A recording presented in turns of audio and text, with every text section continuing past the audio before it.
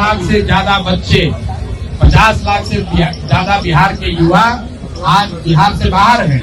वो अब छठ में, दिवाली में आएंगे, इस आशा से आएंगे कि छठ दिवाली मनाने के साथ साथ वो बिहार में अपने लोकतंत्र के इस पर्व में अपना वोट का प्रयोग करेंगे। लेकिन उनको वोट से वंचित करने के लिए ये जो भाजपा के साथ मिलकर इलेक्शन कमीशन कर रहा है, इसका हम लोग पूरी तरीके से विरोध कर रहे हैं।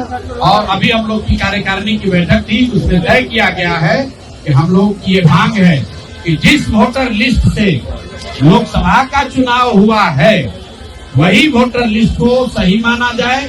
उस लोकसभा चुनाव के बाद अगर किसी की मृत्यु हुई है तो उसका नाम हटाइए, कोई 18 वर्ष के ज्यादा का हुआ है उसका नाम जोड़िए। लेकिन जिस वोटर लिस्ट को आपने खुद जांचा परखा, जिसके आधार पर प्रधानमंत्री का चुनाव हुआ है, उसी वोटर लिस्ट के आधार पर विधानसभा का भी चुनाव होना चाहिए। उसमें से अगर आप बिहार से बाहर रहने वाले लोगों का नाम काटिएगा, उनसे अलग अलग दस्तावेज मांगिएगा, जो बाढ़ प्रभावित क्षेत्र है, जो गरीब लोग हैं, जो बाहर मजदूरी करते हैं, उनके पास वो सब पेपर नहीं है। इससे बड़े पैमाने पर लोगों के फंडामेंटल राइट का ब्रीच हो रहा है। वोट का अधिकार मौलिक अधिकार है। मुझे ऐसा लगता है कि सारे मौलिक अधिकार में जीने के अधिकार के बाद सबसे ज्यादा महत्वपूर्ण अगर कोई अधिकार है तो वोट का अधिकार है। उसको कोई इलेक्शन कमीशन रोक नहीं सकता है। सुप्रीम कोर्ट का जजमेंट है, इलेक्शन कमीशन को यह अधिकार नहीं है, नागरिकता तय करने का अधिकार इलेक्शन कमीशन को नहीं है। जो वोटर लिस्ट बना हुआ है उसी के आधार पर चुनाव होना चाहिए। कल पार्टी की ओर से सारे सीनियर पदाधिकारी यहाँ इलेक्शन कमीशन से मिलेंगे, उसके बाद प्रेस को भी संबोधित करेंगे और 2 या 3 दिन के अंदर हम लोग कोर्ट में भी जाएंगे, न्यायालय की शरण में जाएंगे। इन तीनों के बाद भी बात नहीं बनी तो हम लोग जनता के बीच में जाएंगे। लेकिन हम लोग का जो प्रदर्शन है, हम लोग की बात जो है वो लोकतांत्रिक तरीके से होगी। हम लोग राजद नहीं है। चक्का जाम करना, बंद करना, मारपीट करना, ये जन स्वराज की सोच से अलग है। हम लोग जो भी प्रोटेस्ट करेंगे, जो भी बात रखेंगे, वो लोकतांत्रिक तरीके से रखेंगे, मीडिया के माध्यम से रखेंगे, कानून के माध्यम से रखेंगे, कोर्ट में जाएंगे, इलेक्शन कमीशन के पास जाएंगे।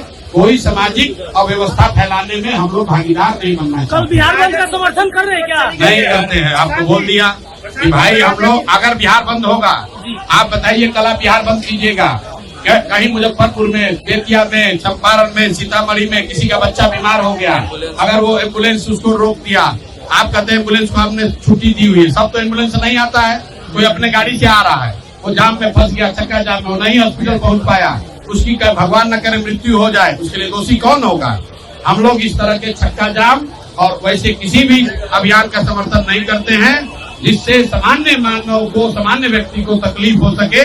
आपको अपनी बात रखनी है, कहनी है, उसके लिए 100 और तरीके हैं। लेकिन सबसे हम लोग के लिए सबसे पहले है बिहार की जनता, उसको परेशानी नहीं होनी चाहिए। उसके बाद इलेक्शन कमीशन से लड़ना है तो इलेक्शन कमीशन से लड़ा जाएगा, प्रेस के माध्यम से लड़ा जाएगा, जमीन पर लड़ा जाएगा, कोर्ट में लड़ा जाएगा। उसके लिए मुझे पूरे बिहार के लोगों को परेशान करने की जरूरत नहीं है।